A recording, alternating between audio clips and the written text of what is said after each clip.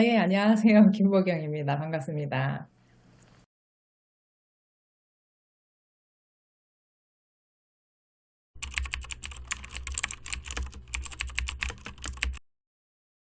사실 제가 한국에서 자란 것은 또 한 30년 전이라 비교하기가 좀 어렵긴 하지만 일단은 미국에서 뭐 한국이나 뭐 아시아 국가 등 일본도 아마 비슷할 거라고 생각을 하는데 미국에서 자라면서 아이들이 제일 좋다고 제가 생각하는 것은 일단은 많이 뛰어놀 수 있다는 점인 것 같아요. 그래서 집에서도 그렇고 학교에서도 그렇고 일단은 자연 환경 면에서도 그렇고 자연뿐만 아니라 도시 환경도 그런 것 같아요. 아무래도 땅의 여유가 조금 더 있으니까 그래서 큰 공원이 많이 있다든지 학교도 학교 운동장이 훨씬 더 크고 아이들이 자유롭게 돌아다닐 수 있는 공간의 여유 자체가 더 크다든지 이런 것들이 있어서 일단은 활동을 하기에 훨씬 더 좋은 면이 있고요.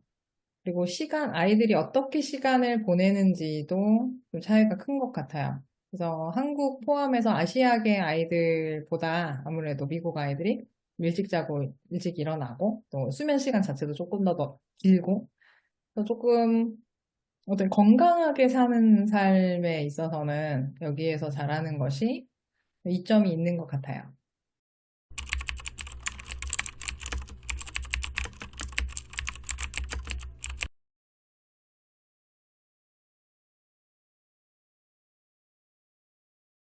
제가 생각할 때 주목할 만한 점은 그한 가지의 크게 유행하는, 그러니까 딱 하나의 트렌드라는 게 별로 없다라는 점이 되게 다른 것 같아요.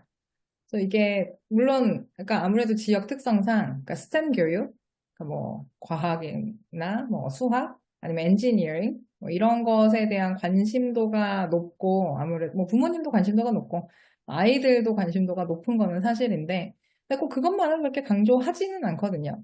일단은 다양한 배경을 가진 사람들이 모여서 살고 있고, 그래서 이민자도 많고, 아시아계도 많고, 뭐 히스패닉계도 많고, 그래서 일단은 인종의 다양성, 거기서 오는 문화적인 다양성, 이것이 모두가 다 똑같이 뭔가를 따라서 해야 한다라는 생각 자체를 좀 흐려지게 만드는 것 같아요. 그렇게 하기도 되게 어렵고.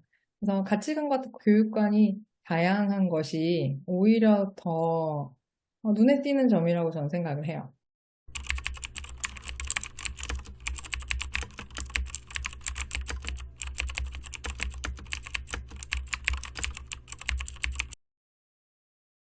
뭐, 모든 사람에게 다 그렇진 않지만 입시가 중요하긴 하죠. 뭐 공부도 중요하고. 근데 이게 사람의 뇌가 모두 다 다르고 그래서 개별성이 존중되어야 된다라는 것과 이제 성적을 잘 받는다는 것이 꼭 이게 전혀 다른 말이라고 생각하지는 않아요. 그래서 공부를 한다고 해도 모든 아이가 공부를 똑같이 하지 않는다는 것을 우리가 인정할 수 있거든요. 예를 들어서 그냥 정답을 일방적으로 주입하는 것이 아니라 정답에 도달하기까지가 아이가 어떻게 생각을 하는지, 그 문제를 어떻게 해결하는지, 그 능력을 키우는 것에 초점을 맞추기를 바래요.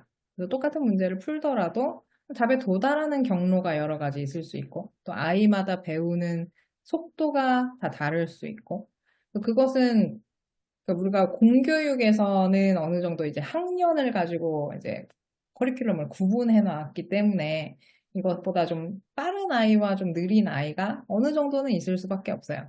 근데 그것을 그러니까 가정에서 우리가 그것을 네가 뒤떨어졌냐, 네가 뭐 얼마나 더 잘하느냐에 너무 초점을 맞추기보다는 아이가 어떻게 하나하나를 배워가는가에 배워가는가에 중심을 더 두고 대화를 자녀하고 하는 것이 굉장히 중요하죠.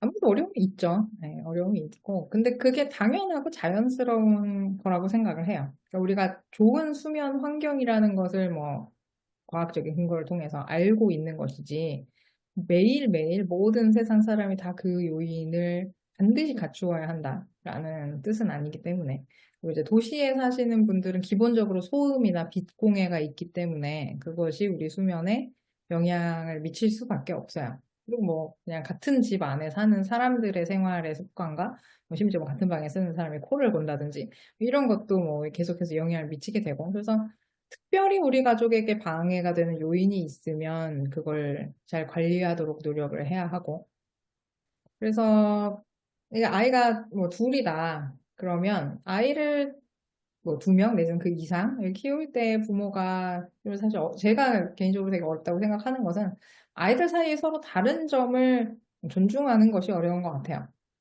아이마다 취향이 다르고 성격이 다르고 뭐 체력도 다르고 근데 그거를 사실 하나로 통일해 버리면은 부모는 솔직히 좀 편하잖아요. 그러니까 주는 대로 먹어라. 그냥 뭐 너의 입맛과 너의 입맛을 따로 고려하지 않고 그냥 내가 결정한 대로 하는 것 그리고 똑같이 하는 것 그것이 사실 어떻게 보면 편한데 동시에 둘이 다르기 때문에 이 아이들은 어쨌든 사람이라는 건 서로 다르다. 우리가 아까 뇌가 서로 다르다라는 이야기를 했듯이 사람이 서로 다르다는 것을 자연스럽게 배울 수 있어서 그것이 굉장히 좋은 것 같아요. 그리고 이번 주에 내가 보고 싶은 영화를 골랐다면 다음 주에는 또 네가 좋아하는 것을 고르고 이러면서 서로 다른 것이 어떻게 하면 어울려서 살 수 있는가를 연습할 수 있는 기회가 되죠. 어렵지만 좋은 점인 것 같아요.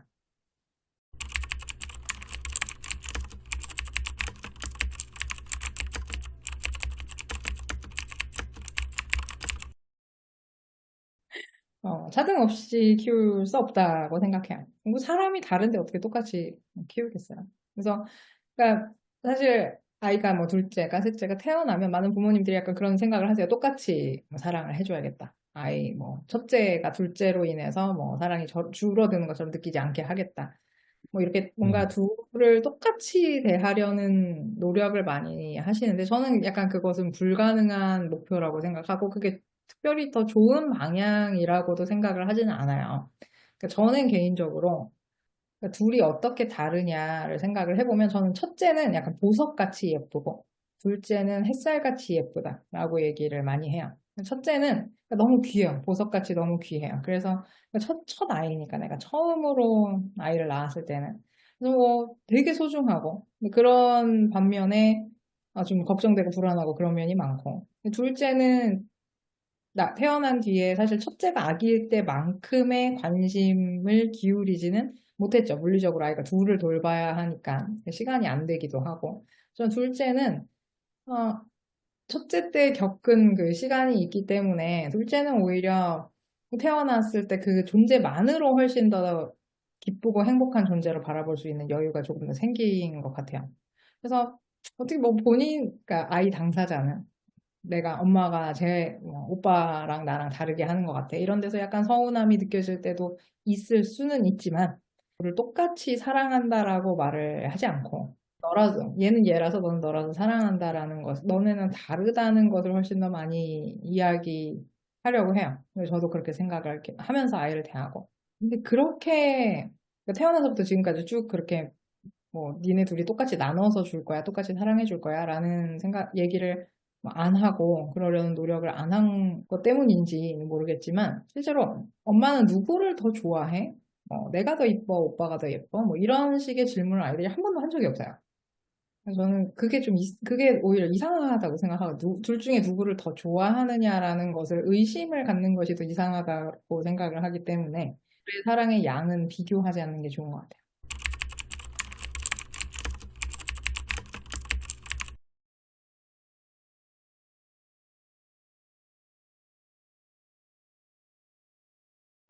이게 말하자면 스트레스의 어떤 파도가 있다면, 그러니까 그 파도에 내가 무너지지 않으려고 이렇게 맞서지 말고, 파도가 오면 파도를 타는 것이 좋아요. 무슨 말이냐면, 내가 오늘 아침에 유독 일어나기가 좀 힘들다. 그러면 그것은 휴식이 필요하다는 뜻이에요. 그렇죠. 또 아이들이 막 시끄럽게 떠들어서 하루 종일 집에 있었더니 애들이 막 떠들고 막 싸우고 혹은 뭐 잘 놀더라도 막 소리를 지르고 그래서 내가 막 머리가 윙윙 울리고 막 힘들다. 그것은 좀 넓은 곳으로 나가라는 뜻이야. 뭐 애들 삼시세끼 밥 차려주는 게 지친다.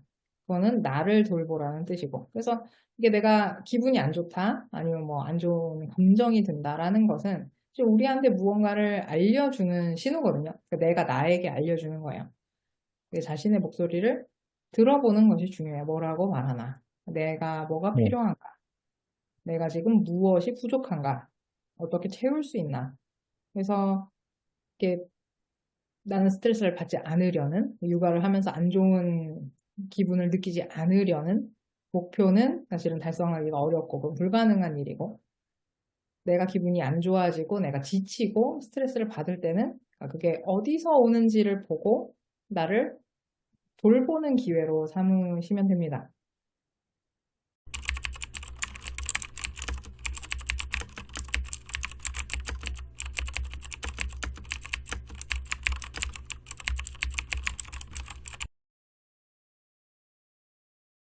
억지로 먹으라고 이제 강요하는 것이 가장 안 좋다고 많은 연구에서 이야기를 하고, 그것이 별로 소용이 없을 뿐만 아니라 오히려 이제 식사에 대한 안 좋은 인식을 심어주기 때문에 이것은 추천드리지 않고요.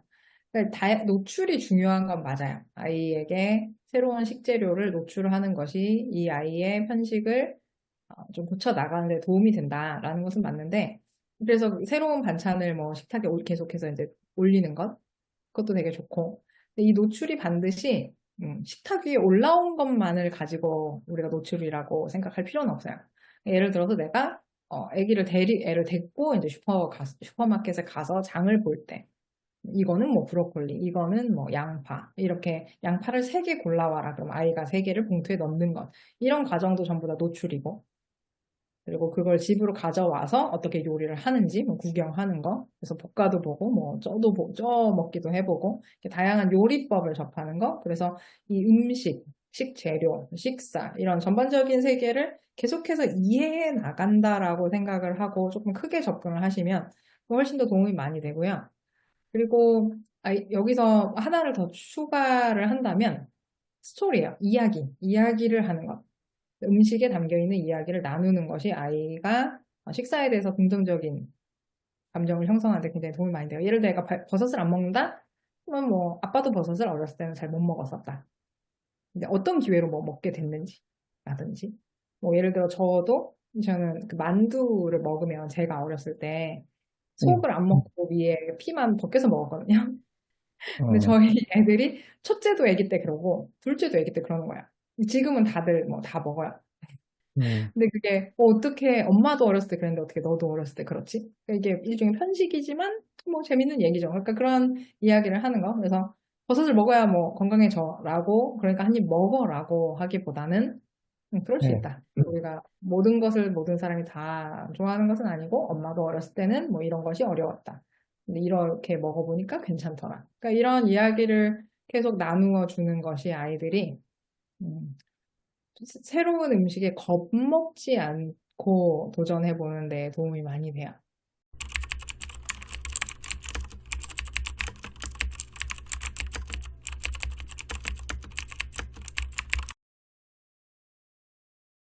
저도 저도 한국에서 자랐으니까 미국의 초등학교 교실을 보면 되게 신기하거든요.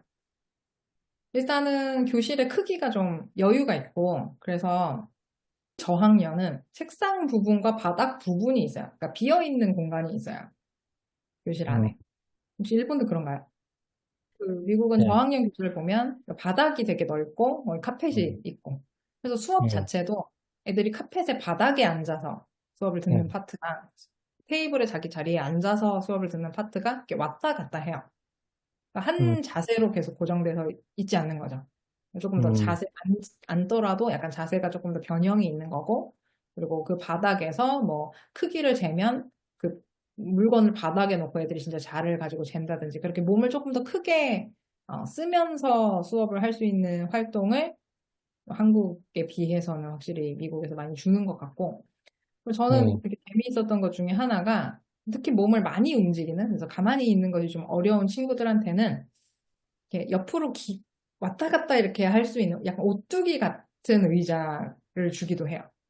그래서 아이가 음, 거기 앉으면 이렇게 가만히 앉아 있지 않고 의자 자체가 이렇게 흔들려요. 그래서 얘가 여기서 네, 계속 이렇게 진동을 하면서 그냥 앉아 있는 거예요. 그 의자에. 그러니까 어, 가만히 있으라고 하지 않고 움직일 기회를 주는 거죠, 오히려. 혹은 그냥 의자여도 밑에 고무 밴드 같은 거를 닿아서 애가 그거를 발로 이렇게 밀면서 앉아 있을 수 있게. 그러니까 음, 우리는 다리 떨지 말라고 하잖아요. 근데 예, 다리를 계속 그 고무 밴드 이렇게 튕길 수 있게 해주기도 해요. 가만히 있는 게 음, 어려운 친구들 같은 경우는. 그래서 음, 움직이는 것이 필요하면 움직여라. 라는 인식이 조금 교실 안에 있는 것 같고, 저희 첫째 음, 같은 경우는 지금 초등학교 5학년이거든요. 매일 아침 운동장을 돌고, 그 다음에 들어가서 수업을 시작해요. 아무래도 움직일 수 있는, 그러니까 구조적으로 움직일 수 있는 구조이기도 하고, 그리고 예, 교육의 프로그램 상에서도 조금 더 움직일 수 있는 기회를 많이 주고 있는 것 같아요.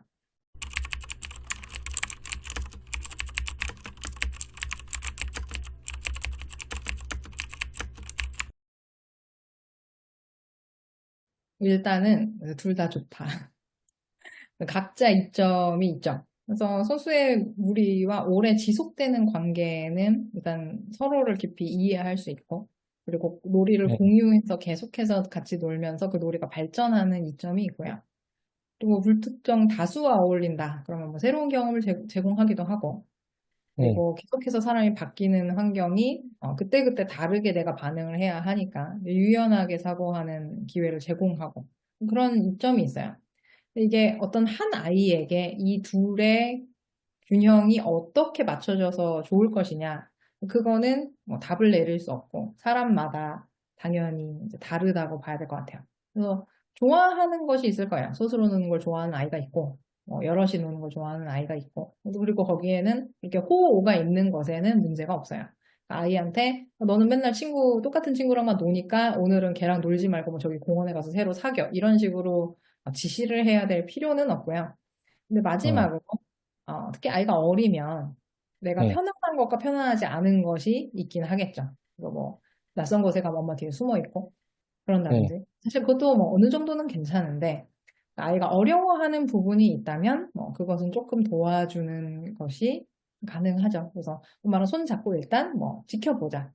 친구들이 무슨 놀이 하는지 지켜보자라고 내가 같이 옆에 있어줄 수도 있고, 혹은 나는 마음은 놀고 싶은데 약간 수줍어서 다가가는 게 어렵다 그러면 뭐 안녕 뭐 나는 누구야라고 이렇게 인사하는 법을 짧은 문장을 좀 알려주고 아니면 집에서 연습 뭐 인형이랑 같이 연습도 해보고 그리고 이제 예, 가가지고 안녕 나는 누구야 형 그거 뭐야 나도 좀 보여줘 이런 식으로 말을 붙일 수 있는 거를 조금 연습시켜 주거나 그러니까 그 정도의 도움은 주셔도 되는데 이걸 뭐 일부러 내가 밸런스를 열심히 맞춰주실 필요는 없어요.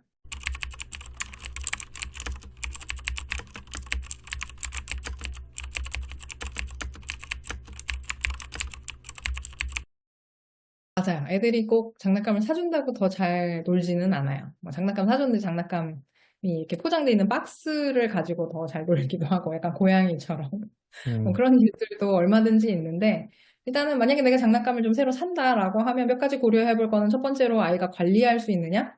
그래서 우리 집안에 장난감이 너무 빽빽하게 많은 것은 그렇게 권하진 않아요. 왜냐하면 놀고 나서 정리하기가 일단 힘들고 또 내가 이 놀이를 하기 위해 이렇게 골라가지고 놀아야겠다라는 결정을 하기가 오래 걸리고 힘들기 때문에 우리도 음, 메뉴가 너무 많으면 식당에서 예, 고르기가 어렵잖아요.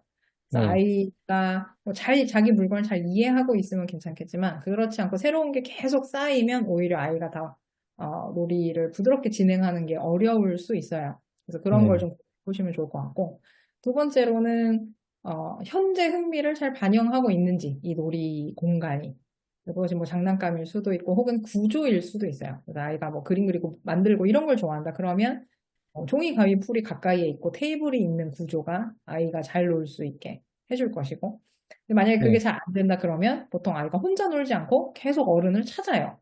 엄마 이거 예, 꺼내. 엄마 이거 해줘. 이거 어디 있어? 근데 사실 딱 눈에 보이는 데에다가 아이가 좋아하는 거를 잘 정리하고 그거를 바로 예, 꺼내서 안전하게 쓸 수 있게 환경이 되어 있으면 예, 자기가 굉장히 독립적으로 놀이를 할 수 있겠죠. 그래서 그런 것을 한 번씩 판단하면서 뭐 불필요한 건 없애고 뭐 필요한 예, 것이 있으면 세워주고 그런 식으로 하시는 것을 추천을 드리고요. 예, 마지막으로는 뭐 선물을 하고 싶다. 그러면 아무래도 자유롭게 변형을 할 수 있는 그 놀이의 재료, 재료가 되는 것이 있으면 아무래도 여러 놀이에 다 사용할 수 있으니까 놀이가 좀 풍부해지죠. 그래서 뭐 네모난 나무 블럭이 이렇게 여러 개 있다거나 그러면 그거는 인형 놀이 할 때는 침대가 되고 네, 뭐 공사 놀이 할 때는 뭐 건물을 짓게 되고 이렇게 여러 가지 활용을 할 수 있잖아요. 그리고 네, 꼭 장난감이 아니어도 뭐 종이 상자라든지 뭐 휴지심이라든지 뭐 조그만 네, 병이라든지 이런 네, 것들을 모아놓고 이게 그걸 가지고 놀 수 있게 그렇게 해주시면은 사실 장난감 자꾸 사주면서 억지로 흥미를 불러일으키는 것보다는 아이가 현재 하고 있는 놀이에 좋은 재료가 될 수 있는 것을 주시는 게 제일 좋은 방향인 것 같아요.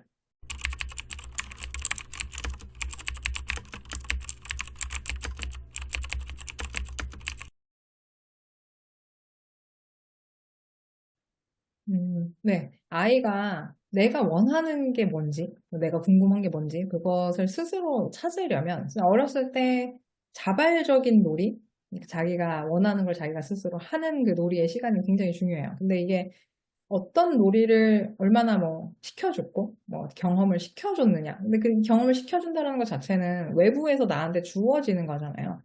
진짜로 자발적이다라고 하는 것을 내가 자발성을 키워주고 싶다면 제일 중요한 건 정해진 게 없는 거야. 그러니까 내가 해야 할 것이 정해지지 않은 것. 그러면 보통 아이들이 심심하죠. 아무것도 없으면, 할 게 없으면 네, 심심해요. 그래서 사실은 아이가 자기가 원하는 놀이를 스스로 정하려면 심심한 시간이 반드시 있어야 돼요. 요즘에 부모님들은 아이들에게 굉장히 많은 걸 제공하려고 노력을 많이 하시거든요.